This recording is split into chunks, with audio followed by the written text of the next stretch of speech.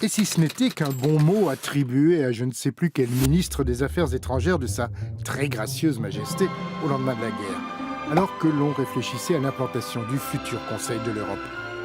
Mettez-le donc à Strasbourg, de toute façon, personne n'ira jamais là-bas. Et donc, si Strasbourg était un vulgaire gros mot, depuis longtemps, car déjà dans cette phrase figurent ou presque tous les éléments du dossier, celui de l'accessibilité d'une ville moyenne, celui de l'Assemblée parlementaire du Conseil de l'Europe, qui sera l'embryon historique du Parlement européen, et puis, enfin, la problématique de notre meilleur ennemi, l'anglais, qui d'ailleurs avait tiré le premier avec un premier rapport anti-Strasbourg, celui de Derek Prague en 1988. Le problème, c'est que depuis, les Anglais ne sont plus tout seuls.